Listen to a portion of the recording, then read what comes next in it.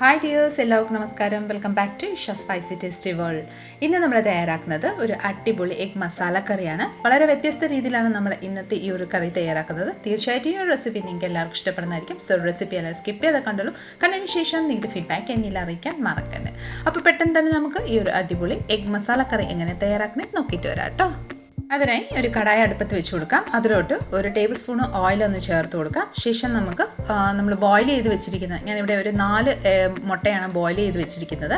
അത് ജസ്റ്റ് ഒന്ന് cut mark ഒന്ന് ചെയ്ത് കൊടുക്കാം. മസാലകളെല്ലാം നന്നായിട്ട് അതിൻ്റെ ഉള്ളിലോട്ട് പോകാൻ വേണ്ടിയിട്ടാണ് നമ്മൾ ഇതുപോലെ ഒന്ന് കട്ട് മാർക്ക് ചെയ്ത് കൊടുക്കുന്നത്. ഇനി നമ്മുടെ ഈ ഒരു ഓയിൽ ഒന്ന് ചൂടായി വരുന്നതിന് ശേഷം ഇതിലോട്ട് ഒരു 1/4 ടീസ്പൂൺ മഞ്ഞൾപ്പൊടി, ഒരു 1/4 ടീസ്പൂൺ മുളക് പൊടിയും കൂടെ ചേർത്ത് കൊടുക്കാം. ഇനി നമ്മൾ വരങ്ങി വെച്ചിരിക്കുന്ന, അതായത് കട്ട് മാർക്ക് കൊടുത്തിരിക്കുന്ന മുട്ട നമുക്ക് ഇതിലോട്ട് ഓരോന്നായിട്ട് ചേർത്ത് കൊടുക്കാം.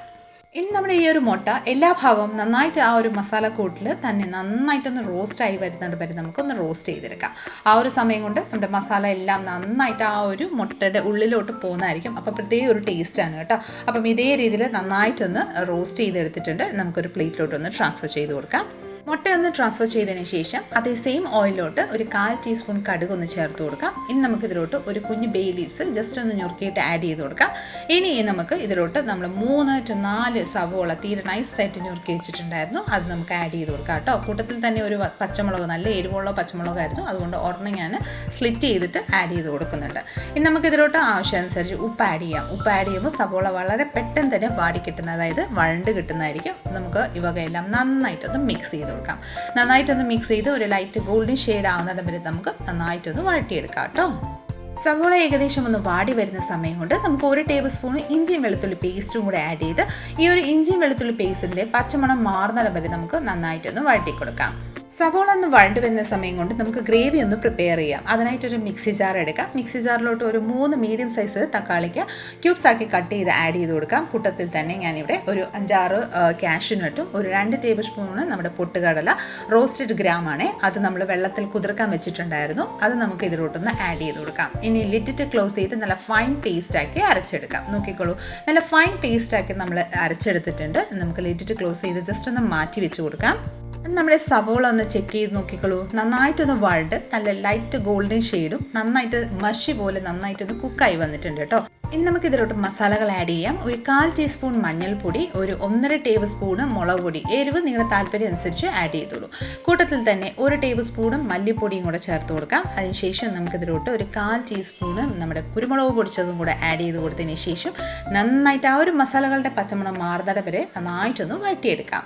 നന്നായിട്ട് ഇതുപോലെ ഒന്ന് വഴണ്ട് വന്നതിന് ശേഷം നമ്മൾ റെഡിയാക്കി വെച്ചിരിക്കുന്ന ആ ഒരു തക്കാളിക്കും കാഷ്യൂവിൻ്റെ ഒക്കെ പേസ്റ്റും നമുക്ക് ആഡ് ചെയ്ത് കൊടുക്കാം. ലേശം വെള്ളവും കൂടെ ചേർത്ത് നന്നായിട്ടൊന്ന് മിക്സ് ചെയ്ത് ആ ഒരു തക്കാളിക്കായും ആ മസാലക്കൂട്ടെല്ലാം നന്നായിട്ട് യോജിച്ച് വരുന്നിടം വരെ, തക്കാളിക്കായും നന്നായിട്ടൊന്ന് കുക്കാവുന്നിടം വരെ നമുക്കൊന്ന് വഴറ്റിയെടുക്കാം. അപ്പോൾ ഇതാ നോക്കിക്കോളൂ, നമ്മുടെ തക്കാളിക്ക എല്ലാം നന്നായിട്ടൊന്ന് വഴണ്ട് വന്നിട്ടുണ്ട്. ഇനി നമുക്ക് ഇതിലോട്ട് ഗ്രേവിയുടെ തിക്നെസ് അനുസരിച്ച് വെള്ളം ആഡ് ചെയ്യാം. വെള്ളം നല്ല ചൂട് വെള്ളം ആഡ് ചെയ്യാം, അല്ലെങ്കിൽ ആ ഒരു കുക്കിംഗ് പ്രോസസ്സിങ് ഒന്ന് മാറിപ്പോകട്ടോ, അപ്പോൾ ടേസ്റ്റും മാറിപ്പോകും. അതുകൊണ്ട് നമ്മൾ എപ്പോഴും കറികൾക്കൊക്കെ വെള്ളം യൂസ് ചെയ്യുമ്പോൾ ചൂടുവെള്ളമേ യൂസ് ചെയ്യാവുള്ളൂ കേട്ടോ. അപ്പോൾ ഞാനിവിടെ 1.5 കപ്പോളം വെള്ളം ആഡ് ചെയ്ത് കൊടുത്തിട്ടുണ്ട്. നിങ്ങൾക്ക് നിങ്ങളുടെ ഗ്രേവിയുടെ തിക്നെസ് അനുസരിച്ച് ആഡ് ചെയ്തോളൂ. ശേഷം നല്ലൊരു ബോയിൽ വന്നതിന് ശേഷം നമുക്കിതിലോട്ട് നമ്മൾ റോസ്റ്റ് ചെയ്ത് വെച്ചിരിക്കുന്ന മുട്ട ഇതിലോട്ട് ആഡ് ചെയ്ത് കൊടുക്കാം. ഈ ഒരു ഗ്രേവിയുടെ തിക്നെസ് അനുസരിച്ച് ഒരു 5 to 6 മുട്ട നമുക്ക് ആഡ് ചെയ്യാം കേട്ടോ. അപ്പം ഞങ്ങൾ ഇവിടെ 4 പേരെ ഉള്ളതുകൊണ്ട് ഞാൻ 4 മുട്ടയെ ആഡ് ചെയ്ത് കൊടുക്കുന്നുണ്ട്. അതിനുശേഷം സ്വാദനുസരിച്ച് മല്ലിയിലയും ചോപ്പ് ചെയ്ത് ആഡ് ചെയ്ത് കൊടുക്കാം. മല്ലിയില സ്വാദിഷ്ടമില്ലെങ്കിൽ സ്കിപ്പ് ചെയ്തോളൂ കേട്ടോ. മല്ലിയില ആഡ് ചെയ്യുമ്പോൾ ഒരു പ്രത്യേക ഒരു ടേസ്റ്റാണ്. ഇനി നമുക്ക് ലൈറ്റായിട്ടൊന്ന് മിക്സ് ചെയ്ത് കൊടുക്കാം. അപ്പോൾ അടിപൊളി ടേസ്റ്റി എഗ് മസാല കറി ഇവിടെ റെഡി ആയിട്ടുണ്ട്. ഫ്ലെയിം ഓഫ് ചെയ്തിട്ട് നമുക്കൊരു സർവിങ് ബൗളിലോട്ട് സർവ് ചെയ്ത് കൊടുക്കാം. വളരെ ടേസ്റ്റി ആയിട്ടുള്ളൊരു എഗ് മസാല കറിയാണ്. ഈ ഒരു രീതിയിൽ നിങ്ങളൊന്ന് ട്രൈ ചെയ്ത് നോക്കിക്കോളൂ, നിങ്ങൾക്ക് എല്ലാവർക്കും ഇഷ്ടപ്പെടുന്നതായിരിക്കും. പൊട്ടുകടലയും ആ ഒരു കാഷ്യൂനട്ട് ആഡ് ചെയ്തതിന് ശേഷം നോക്കിക്കോളൂ, വളരെ നല്ല തിക്ക് ഒരു കൺസിസ്റ്റൻസിലാണ് നമ്മൾ റെഡിയാക്കിയിരിക്കുന്നത്. ചോറിൻ്റെ ഒപ്പം നാൻ, ചപ്പാത്തി, പൊറോട്ട, എന്തിൻ്റെ ഒപ്പം വളരെ ടേസ്റ്റി ആയിട്ട് കഴിക്കാം. നല്ലൊരു അടിപൊളി കോമ്പിനേഷനാണ്. തീർച്ചയായിട്ടും എല്ലാവരും ഒന്ന് ട്രൈ ചെയ്ത് നോക്കിക്കോളൂ. നമ്മുടെ ഇന്നത്തെ റെസിപ്പി നിങ്ങൾക്ക് എല്ലാവർക്കും ഇഷ്ടമായെന്ന് വിചാരിക്കുന്നു. ഇഷ്ടമായിട്ടുണ്ടെങ്കിൽ ഒന്ന് ലൈക്ക് ചെയ്തും ഫാമിലി മെമ്പേഴ്സിനും റിലേറ്റീവ്സിനും ഫ്രണ്ട്സിനും എല്ലാവർക്കും ഒന്ന് ഷെയർ ചെയ്ത് നമ്മളെ മാക്സിമം ഒന്ന് സപ്പോർട്ട് ചെയ്തേക്കണേ. കൂടാതെ ഇതുപോലെ നല്ല നല്ല റെസിപ്പിക്കായി Isha spicy tasty world channel subscribe കൂടെ ചെയ്ത് നമ്മളെ മാക്സിമം ഒന്ന് സപ്പോർട്ട് ചെയ്തേക്കാം. അടുത്ത നല്ലൊരു റെസിപ്പി കൊണ്ട് വരുന്നിടം വരെ എല്ലാവരും stay tuned, be happy and keep smiling. Thank you for watching and bye bye.